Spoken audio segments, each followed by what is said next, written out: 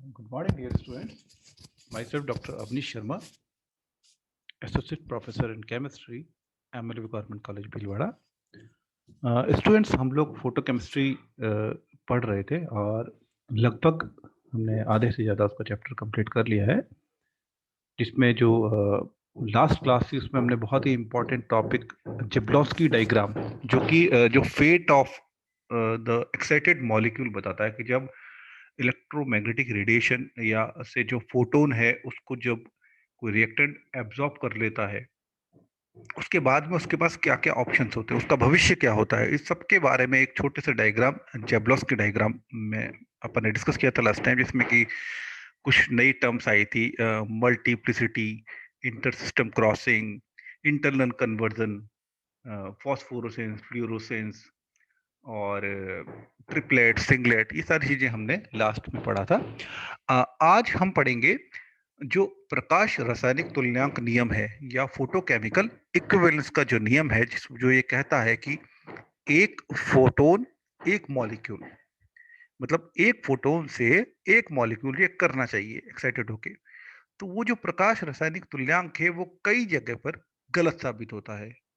ठीक है, और उसको गलत साबित करने के लिए एक टर्म जो डिफाइन किया था हमने, वो थी क्वांटम एफिशिएंसी या क्वांटम दक्षता। तो जो क्वांटम दक्षता है उसकी वैल्यू 1 होनी चाहिए according to photochemical equivalence rule, रासायनिक प्रकाश रासायनिक तुल्यता नियम के अनुसार उसकी वैल्यू 1 होनी चाहिए, लेकिन वो 1 नहीं होती है अधिकतर। तो वो जो उच्च और अल्प क्वांटम दक्षता है वही हम आज डिस्कस करेंगे, है ना। ठीक है, high and low quantum efficiency, ये आज हम डिस्कस करेंगे यहाँ पे। Just a minute.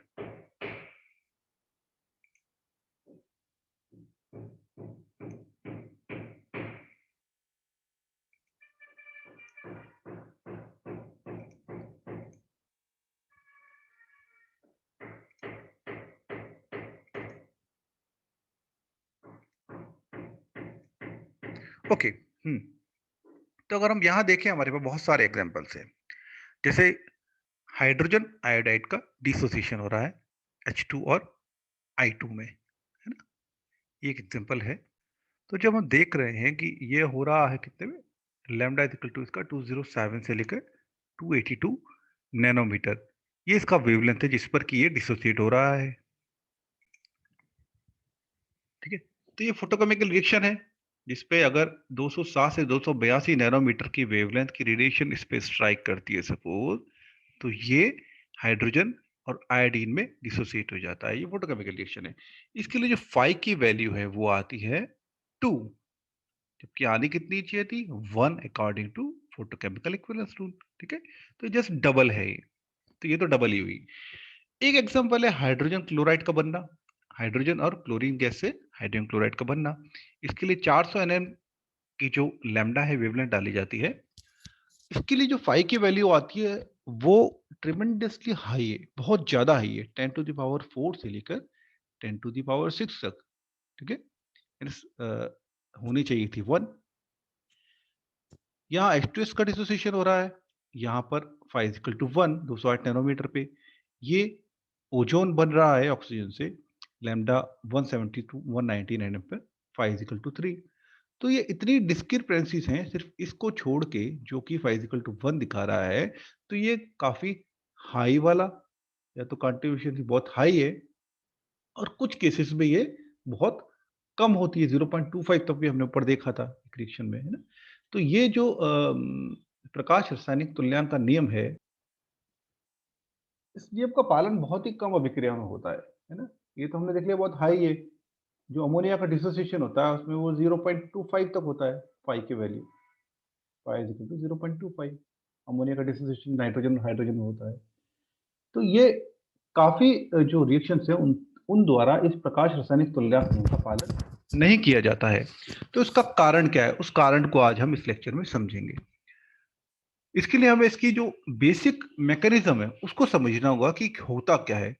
तो पहले हम देखेंगे हाई क्वांटम एफिशिएंसी, जो उच्च मान इसके आ रहे हैं, जैसा कि हमने देखा हाइड्रोजन क्लोराइड जो बन रहा है HCl, उस केस में क्लोरीन और हाइड्रोजन से, तो वो बहुत ज्यादा है, 10⁴ से लेकर 10⁶ तक आ रहा है। तो ये रिएक्शन का प्रोसेस क्या है, अगर वो हम समझ में आ जाएगा तो हमें ये समझ में आ जाएगा कि ज्यादा होती क्यों है। तो ये दो प्रोसेस में सपोज ये पूरा हो रहा है। सबसे पहला प्रोसेस क्या है, फर्स्ट जो प्रोसेस है उसमें एक मॉलिक्यूल है, सपोज ए, हाइपोथेटिकल कोई भी हमने मॉलिक्यूल लिया है ए, उसमें हमने इलेक्ट्रोमैग्नेटिक रेडिएशन डाला है, एच न्यू इरेडिएट किया है। तो सबसे पहला जो प्रोसेस है, जो कि स्टार्क आइंस्टीन ने भी कहा था कि वो जो मॉलिक्यूल है वो इस प्रकाश जो फोटोन है उसको अवशोषित करके एक्साइटेड स्टेट में चेंज हो जाता है। ये हमारे पास ए एक्साइटेड आ गया, जो स्टार से हम दिखाते हैं एक्साइटेड को। तो इसके बाद इसका क्या होता है, ये फ्री रेडिकल है, ठीक है। या तो ये टक्कर द्वारा ऊर्जा का ह्रास कर देगा, इसमें फॉस्फोरेसेंस फ्लोरोसेंस की भी प्रवृत्ति होती है, या फिर फ्री रेडिकल रहेगा, है ना। तीन चीजें हैं। सेकंड प्रक्रम जो हमने जेबलोस के डायग्राम में देखा था वही डिस्कस किया है यहाँ पर। या तो ये फ्री रेडिकल बन जाएगा, या ये टक्कर करके ऊर्जा का ह्रास कर देगा और नॉन रेडिएटिव डिके देगा। जो इंटरनल कन्वर्जन से हम सिंगलेट एक्साइटेड स्टेट में अपर, जो एक्साइटेड स्टेट में सिंगलेट एक्साइटेड का लोअर स्टेट में आते हैं इंटरनल कन्वर्जन से, उसके बाद जो सिंगलेट एक्साइटेड स्टेट से वापस सिंगलेट ग्राउंड स्टेट में आते हैं, वो कहलाता है फॉस्फोरेसेंस या फ्लोरोसेंस, ठीक है। तो ये तो होता है नॉन रेडिएटिव डिके, है ना, और ये होता है रेडिएटिव डिके। तो ये तीन चीजें इसके साथ हो सकती है, फिर जो हम ऊपर देखे। अब सेकंड जो प्रोसेस है, ये प्रोसेस तो हम देख चुके हैं ऊपर जेबलॉन्स्की डायग्राम में। इसका सेकंड प्रोसेस क्या हो सकता है कि ये जो फ्री रेडिकल बनाया है ना, ए स्टार जो हमने एक्साइटेड कर दिया था, इससे सपोज फ्री रेडिकल बन गया। ये फ्री रेडिकल को इस तरह दिखाया जाता है, एक इलेक्ट्रॉन इसके बाद ऑड नंबर ऑफ इलेक्ट्रॉन, ठीक है। तो ये मुक्त मूलक जो होते हैं ये अभिक्रिया के फाई को बढ़ा देते हैं। ये बहुत बड़ा कारण है। इसकी मैकेनिज्म अगर समझ में आ गई तो ये समझ में आ जाएगा फाई इतना क्यों बढ़ जाता है। होता क्या है, कोई ए बी मॉलिक्यूल, ये सेकंड प्रोसेस देख रहे हैं, फर्स्ट प्रोसेस हमने ऊपर डिस्कस कर लिया है। कोई ए बी मॉलिक्यूल है, उस पर एच न्यू इरिडिएशन हुआ, तो वो दो फ्री रेडिकल में चेंज हो रहा है। एक ए ऑड नंबर ऑफ इलेक्ट्रॉन इसमें, एक ये बी जिसमें ऑड नंबर ऑफ इलेक्ट्रॉन है, ठीक है। अब ये फ्री रेडिकल क्या करेंगे, इस पे डिपेंड करेगा कि फाई की वैल्यू क्या होती है, ठीक है। अब फाई इज इक्वल टू 2 है, जैसा कि हमने ऊपर भी एक रिएक्शन में देखा था। ये रिएक्शन जो फर्स्ट नंबर की रिएक्शन थी, एच आई का डिसोसिएशन हो रहा है लैम्डा 207 से 282 नैनोमीटर पे, तो वहां पर फाई की वैल्यू 2 है। तो वहां क्या हुआ है, ये देखिए, वहां हुआ ये है कि जो फ्री रेडिकल बना है इस एच न्यू से, हमारे पास ए और बी, इस पर्टिकुलर फ्री रेडिकल ने, सपोज ए ने, ये जो फ्री रेडिकल था, इसने ए बी जो रिएक्टेंट है उसके एक और मॉलिक्यूल को ब्रेक कर दिया, ठीक है। और उस ब्रेक करने से क्या हुआ, हमारे पास ये ए2 बना एक, और एक बी रेडिकल फ्री रेडिकल बन गया। तो क्या हुआ, फोटोन था एक, यहां पर फोटोन तो एक था, लेकिन मॉलिक्यूल कितने ब्रेक हुए हैं यहाँ, एक तो ये वाला A B, suppose first, and ये वाला ए बी, ये हो गया सेकंड। तो दो मॉलिक्यूल ए बी के ब्रेक हो गए, किससे, एक फोटोन से। जबकि फोटोकेमिकल इक्विवेलेंस रूल क्या कहता है, एक फोटोन और एक मॉलिक्यूल, ठीक है। एक फोटोन एक मॉलिक्यूल, ये कहता है केमिकल इक्विवेलेंस रूल। लेकिन यहां क्या हो रहा है, एक फोटोन एंड टू मॉलिक्यूल। इसीलिए यहां पर जो क्वांटम एफिशिएंसी हो गई वो हो जाती है फाइजिकल टू 2। तो मैकेनिज्म फ्री रेडिकल है, इसलिए ये हो रहा है। दूसरा एक काम और हो सकता है कि ये जो फ्री रेडिकल बना है ये और आगे बढ़ के और फ्री रेडिकल बना दे, ठीक है, और वो चेन सिस्टम हो जाए, तो इससे फाई का मान बहुत गुना तक बढ़ जाता है। जैसा हमने ऊपर देखा कि HCl बन रहा है, उसमें 10⁴ से लेकर 10⁻⁶ तक क्वांटम एफिशिएंसी की वैल्यू आ रही है। फाई की value phi equal to 10⁴ to 10⁻⁶।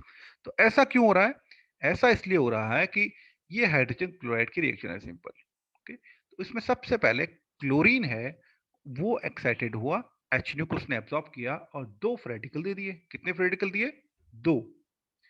इन दो फ्री रेडिकल में से एक फ्री रेडिकल टकराता है किससे, हाइड्रोजन मॉलिक्यूल से।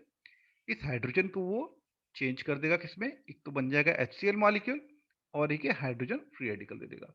अब ये हाइड्रोजन फ्री रेडिकल जो यहाँ से निकला, पहले तो क्लोरीन फ्री रेडिकल जो एक्साइट हुआ था यहाँ से मिलकर बना था, उसने हाइड्रोजन मॉलिक्यूल को अटैक किया और हाइड्रोजन फ्री रेडिकल दिया। अब ये हाइड्रोजन रेडिकल वापस क्लोरीन पे अटैक कर रहा है एक मॉलिक्यूल पे, ठीक है, और ये फिर HCl दे रहा है और बना रहा है Cl फ्री रेडिकल। तो हमारे पास दोनों संभावनाएं अब भी ऑप्शंस खुले हैं। हमारे पास यहाँ पर खूब सारे Cl2 मॉलिक्यूल्स हैं, खूब सारे H2 मॉलिक्यूल्स हैं, साथ में इनको ब्रेक करने के लिए खूब सारे फ्री रेडिकल H भी है और Cl भी है। तो जब रिएक्टेंट जो है वो भी अवेलेबल है और रिएक्शन प्रोग्रेस के लिए जो हमें चाहिए फ्री रेडिकल वो भी अवेलेबल है, तो होता क्या है कि ये चेन सिस्टम चालू हो जाता है, ये चेन सिस्टम चालू हो जाता है, ठीक है। इस चेन सिस्टम के चालू होने से क्या होता है, फोटोन तो एक ही एब्जॉर्ब हुआ था, लेकिन नंबर ऑफ मॉलिक्यूल यहाँ पर एक्साइट हो जाते हैं, एक के बाद एक number of molecule free radical बन जाते हैं, और रिएक्शन होने के लिए फ्री रेडिकल होना ही जरूरी है यहाँ पर। तो इसका जो क्वांटम एफिशिएंसी है बहुत ज्यादा हो जाता है, that is 10 to the power 4 to 10 to the power 6। तो ये चीजें मेरी हिसाब से आपके समझ में आ गई होगी कि क्वांटम एफिशिएंसी ज्यादा क्यों होती है। अब क्वांटम एफिशिएंसी कम क्यों होती है, लो क्वांटम एफिशिएंसी, जैसे मैंने 0.25 आपको बताया in the case of ammonia, तो ये कम क्यों होती है? ये कम इसलिए होती है कि जिब्लोस की जो हमने डायग्राम देखा उसमें बताया है कि जो मॉलिक्यूल है सपोज वो एक्साइटेड होता है इस एच न्यू से, ठीक है। तो फोटोकेमिकल एक्विवेलेंस जो रूल है वो तो यहीं तक कह के रह जाता है कि भैया एक्साइटेड हो गया तो रिएक्शन हो गई, one photon one quanta one reactant molecule, है ना। लेकिन ऐसा होता नहीं है, इस जो एक्साइटेड मॉलिक्यूल है इसके जो भविष्य है वो कई चीजें करता है जो हमने देखा है जेब्लॉस के डायग्राम में। इसके पास कई तरीके हैं वापस अपनी इस एनर्जी को लूज करके वापस ग्राउंड स्टेट में आने के लिए, है ना। ग्राउंड स्टेट में आने के लिए इसके पास कई तरीके हैं, तो कोई जरूरी नहीं है कि केमिकल रिएक्शन इशू करे ये, है ना। तो एक तो क्या करता है, ये एक्टिव मॉलिक्यूल है, ये जो नॉन एक्टिव अणु है उससे टकरा कर अपनी ऊर्जा खो देगा, ठीक है। दूसरा, ये सारे तो हम देख ही चुके, पर मैं दोबारा डिस्कस नहीं कर रहा हूँ, फॉस्फोरोसेंस, फ्लोरोसेंस या हीट रेडिएशन के रूप में नॉन रेडिएटेड डिकेज होता है, हीट निकल जाता है, ठीक है। ये सारी चीजें हैं। नॉन एक्टिव मॉलिक्यूल से टकरा कर अपनी एनर्जी खो दे, एनर्जी इसको दे दिया लेकिन वहां आगे वो काम नहीं आई। तीसरा, जो प्राइमरी जो फोटोकेमिकल रिएक्शन हुई है उसमें हमारे पास फ्री रेडिकल वाला ए और बी सपोर्ट, अब ये वापस दोनों जुड़ जाए, फ्री रेडिकल ही तो है, ठीक है, और ये वापस जुड़ के ये ए बी और रेडिएशन निकाल दें, तो ये इनवर्स रिएक्शन शुरू हो जाए, प्रति रिएक्शन शुरू हो जाए। तो ये सारे कारण हैं कि फाई की वैल्यू बहुत कम हो जाती है, जैसे H2 plus Br2 2HBr 5 equal to 0.01, इतना कम वैल्यू है ना। तो ये सारे कारण हैं लो क्वांटम एफिशिएंसी की, कि जो एक्साइटेड स्टेट में मॉलिक्यूल गया है वो बजाय इसके कि वो केमिकल रिएक्शन को आगे बढ़ाए, वो नॉन रेडिएटेड के हीट से या फिर दूसरे जो नॉन एक्टिव मॉलिक्यूल से टकरा करके या फिर जो इनवर्स रिएक्शन उसमें शुरू हो जाए वापस, जो रिवर्सिबल रिएक्शंस कहलाती हैं ना, तो इस तरह से वो अपनी एनर्जी को खो देता है। तो ये लो क्वांटम एफिशिएंसी है। ऊपर हमने देखा जो चेन है, चेन प्रोपगेशन और वो सब होता है, वो जो होता है हाई क्वांटम एफिशिएंसी के कारण होता है। तो यह दो कारण है मेन, हाई एफिशिएंसी के एंड लो एफिशिएंसी के। आज हम इतना ही करेंगे। नेक्स्ट इसका छोटा सा भाग बचा है, वो फोटो सेंसिटाइज्ड रिएक्शंस होती है, प्रकाश संवेदी। थोड़ा सा अपन उसको बता देता हूँ मैं उसके बारे में, कि जैसे कोई केमिकल रिएक्शन है वो बहुत स्लो होती है ना। उसकी जो एनर्जी एक्टिवेशन हमने पीछे पढ़ा था, जैसा कि उसको कम करने के लिए उसमें उत्प्रेरक का काम में लेते हैं हम, तो उत्प्रेरक से रिएक्शन फास्ट हो जाती है। तो जो फोटोकेमिकल रिएक्शंस है वहां पर उत्प्रेरक से मिलती जुलती, उत्प्रेरक नहीं, क्योंकि उत्प्रेरक क्या होता है, उत्प्रेरक के बिना रिएक्शन हो सकती है पर धीमी होती है। यहाँ पर जो फोटोसेंसिटाइजर हैं उनके बिना ये फोटोकेमिकल रिएक्शन जो भी हम स्टडी करेंगे वो पॉसिबल ही नहीं है जब तक वो फोटोसेंसिटाइजर नहीं हो, है ना। तो वो रिएक्शन का वेग बढ़ाता नहीं, वो तो रिएक्शन करवाता ही है एक्चुअली, है ना। उत्प्रेरक रिएक्शन का रेट बढ़ा देता है, एक अलग से पाथ देता है। तो ये अपन नेक्स्ट क्लास में डिस्कस करेंगे। Thank you, thanks for watching.